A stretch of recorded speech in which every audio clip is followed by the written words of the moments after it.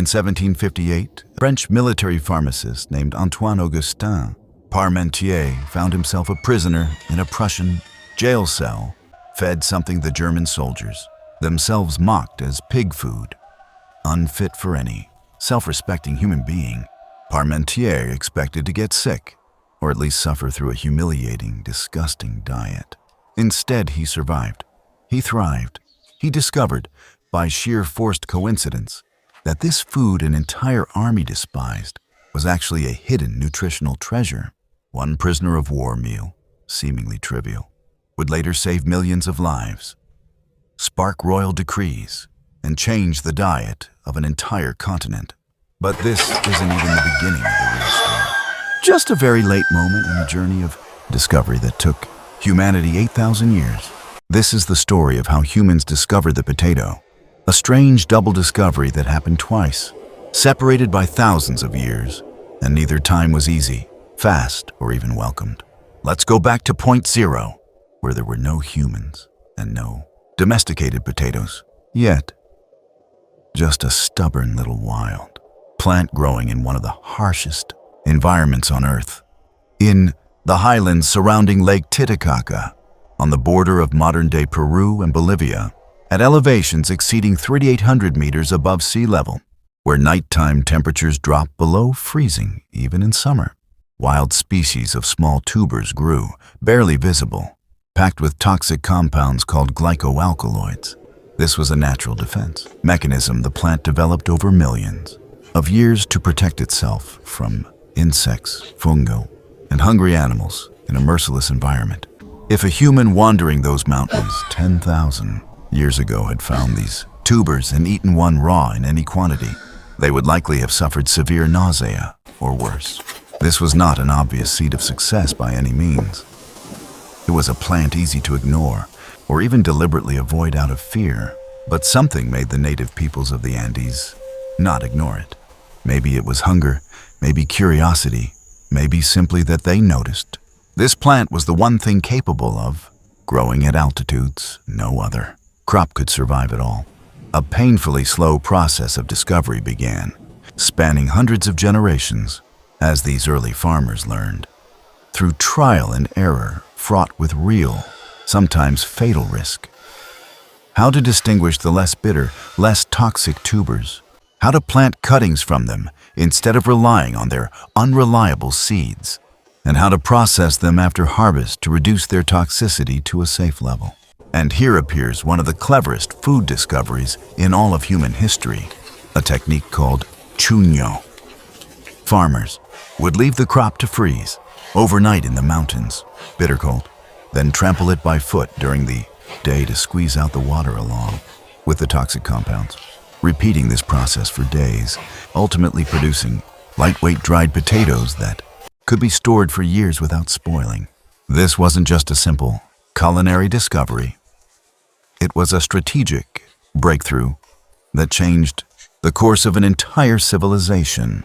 This technique allowed for storing a massive food surplus as insurance against bad harvest years, and later enabled the Inca Empire to feed its vast armies and workers on staggering construction projects like Machu Picchu at altitudes and in regions no other food source could reach easily.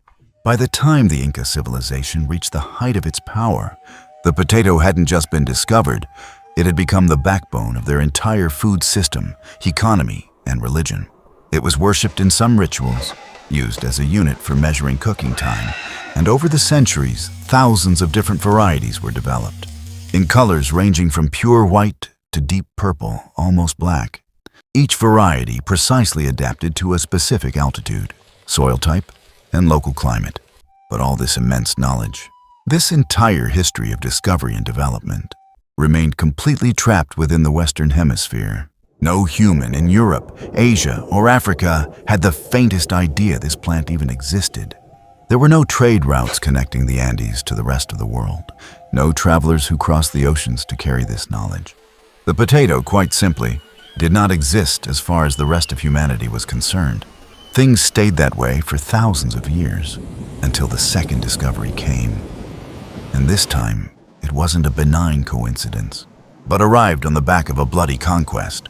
Spanish conquistadors led by Francisco Pizarro reached the Andes in the 1530s, searching for gold and silver, and destroyed the entire Inca Empire within just a few years. The shocking irony here is that these conquerors, who plundered the treasures of an entire ancient civilization, showed almost no interest at first in this humble root that fed millions of native people daily. The potato wasn't gold, it didn't gleam, so it passed almost unnoticed in the early Spanish reports sent back to Madrid. The first known written reference to the potato by a European came from a Spanish chronicler who described it as a strange kind of truffle grown by the local people, without even understanding what he was actually looking at. It took entire decades before Spanish sailors began taking potatoes with them on return voyages across the Atlantic.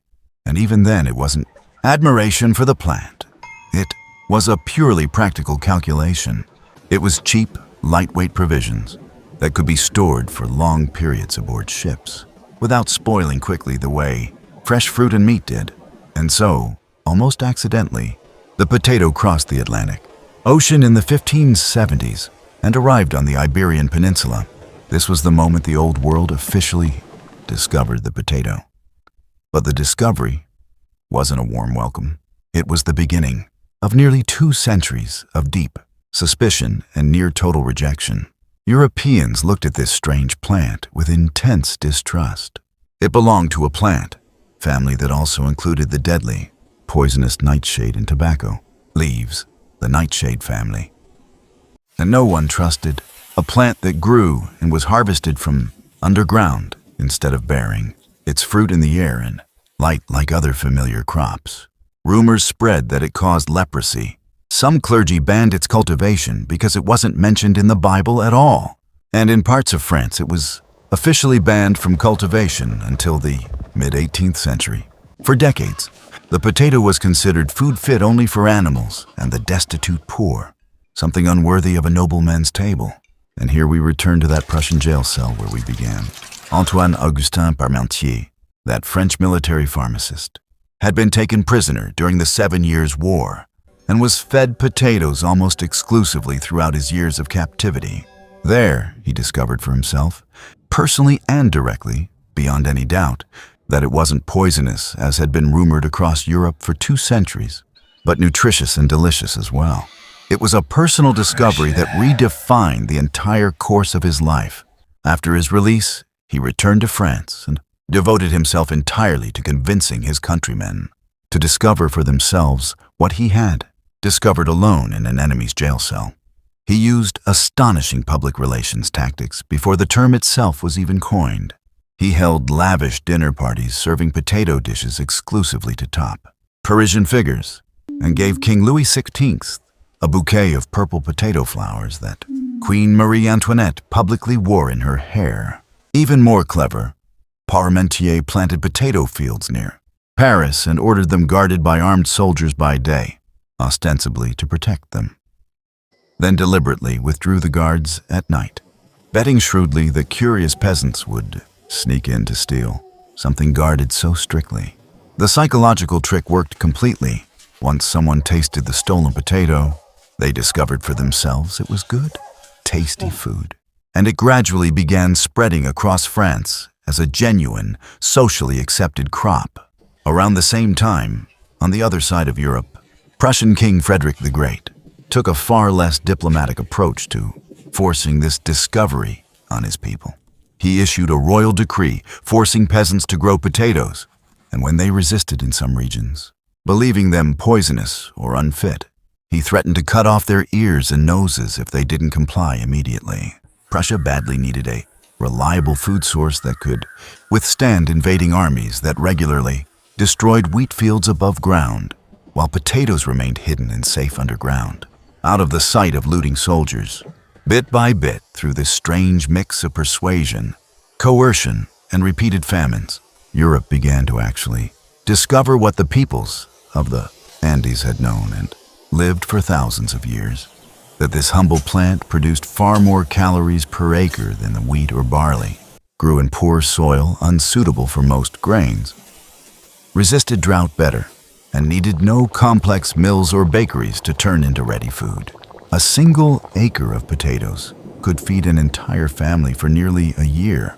And once this fact was actually and practically discovered, not just theoretically on paper, Europe's population exploded, unprecedented between the mid-18th century and the early 19th century, and many historians attribute a large, real part of this massive population growth directly to the spread of the potato as a cheap, reliable food source for the poor classes who previously couldn't rely on grain alone to feed their large families. But the discovery of the potato didn't stop at Europe's borders. The plant continued its journey around the entire world at astonishing speed. European traders and colonizers carried potatoes to India, China, and vast parts of Africa during the 17th and 18th centuries, where it found entirely new soils and climates it managed to adapt to with remarkable resilience that even surpassed the expectations of those who first planted it. Chinese farmers discovered potatoes could grow in mountainous regions rice could never reach.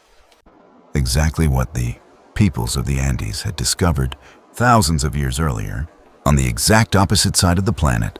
Today, China and India are the two largest potato producers in the world, geographically and culturally far removed from the Andean mountains where this crop was originally born thousands of years ago. The great irony that sums up this entire story is that humanity's discovery of the potato wasn't a single event as we usually imagine, but a double discovery entirely separate from each other. The first discovery was made by the native peoples of the Andes nearly 8,000 years ago. Through immense patience, collective wisdom, and agricultural genius that transformed a nearly poisonous plant into a brilliant staple food. The second discovery was made by Europeans thousands of years later, and it wasn't a calm scientific discovery so much as a delayed, forced one, driven by repeated famines, grinding wars, and urgent economic necessity far more than by curiosity or intellectual openness. And even after this double discovery, a hidden danger remained that wouldn't be uncovered until much later. That Europeans, unlike Andean farmers who diversified their varieties over thousands of years, relied in their modern cultivation on a very limited number of nearly identical genetic varieties, a mistake they would later pay for tragically in the mid-19th century when a deadly famine struck Ireland because of its near-total dependence on a single variety alone. But that's another dark story in itself. Today, the potato is the fourth most important food crop in the world by production, after sugarcane, corn, and wheat. Grown in more than 100 countries across nearly every continent, except Antarctica alone. More than 1 billion people around the world eat potatoes as a regular, essential part of their daily diet. From the Andes that originally gave birth to it, to the tables of Europe that rejected it for 2 full centuries, to the kitchens of Asia and Africa that embraced it with astonishing speed. When you eat potatoes tonight, whether fried, mashed, or roasted, you're actually tasting the fruit of a discovery that spanned 2 entire continents, 8,000 years of time, and hundreds of generations of farmers, prisoners, and kings, most of whom history never recorded a single name or line for, but who together, through centuries of patience, observation, and risk-laden experimentation, transformed a nearly poisonous bitter root in isolated mountains into one of the most important, most dangerous, and most impactful food discoveries in all of human history. And perhaps the deeper lesson in this story is that the greatest discoveries aren't always sudden, moments where someone shouts, "Eureka!" They're often slow, stumbling, repeated processes, happening in entirely different places, entirely different eras, driven by entirely different motives ranging from simple hunger to scientific curiosity to even a prisoner of war meal forced upon someone. The potato that seems today like something completely ordinary and unremarkable in any grocery store around the world actually carries one of the strangest and longest discovery stories in the history of the relationship between humans and nature.